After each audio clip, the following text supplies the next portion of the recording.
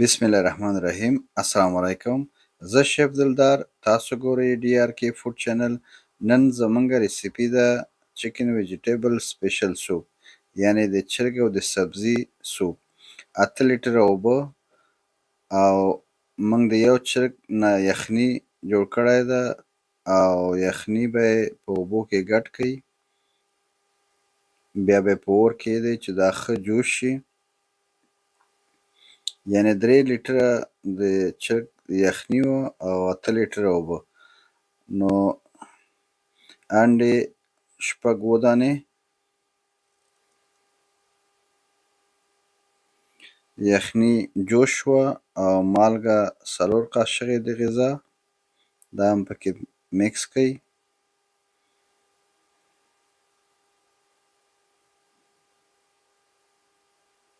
دا باید ښه جوش شي.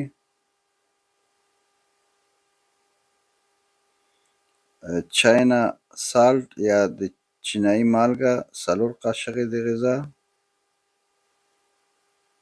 که چیرته تاسو سره دا نه وي نو تاسو کولی شئ چکن کیوب هم استعمال کړئ.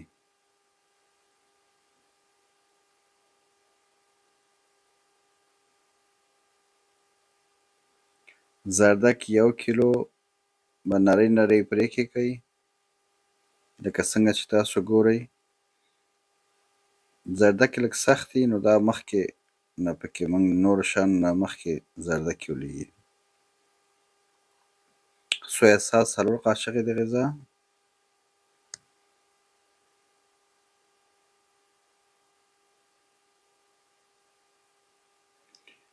کارن فلاور د جوارو اوړه، دا به 1 کیلو کې 1.5 لیټر اوبه واچوئ او دا به ښه میکس کړئ چې تر څو ښه حل شي.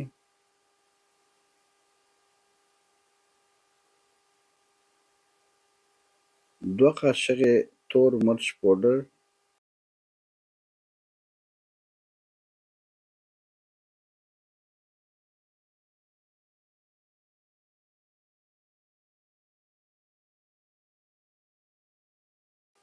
کارن فلاور به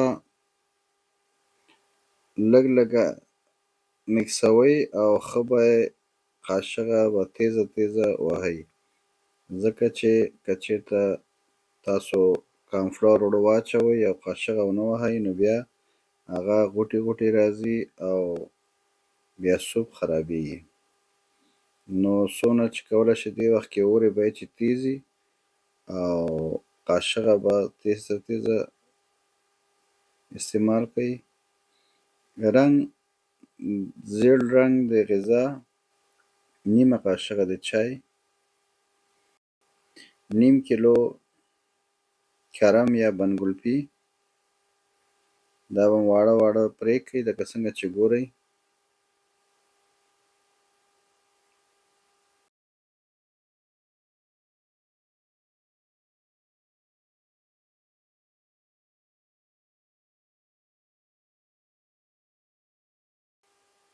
شمله مرچ 3 عدده به هم واړه واړه پرې کړئ، دا به هم میکس کړئ. د سوپ اور باید چې همیشه تیز وي، زیات وي، ځکه چې په کم اور باندې سوپ صحیح نه پخېږي.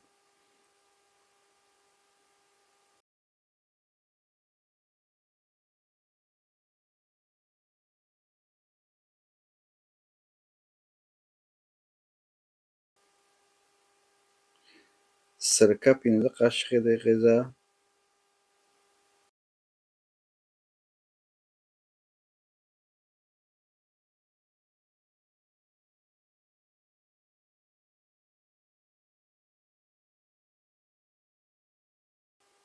چیلی ساس 4 قاشقې د غذا. که چېرته تاسو مرچ زیات استعمالوئ نو تاسو کولی شئ چې دا چیلی ساس زیات کړئ.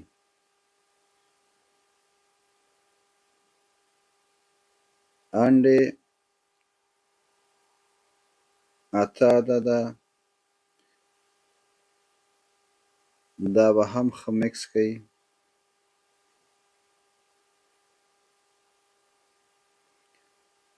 سویا ساس موږ دوباره استعمالوو 15-16 قاشغې د غذا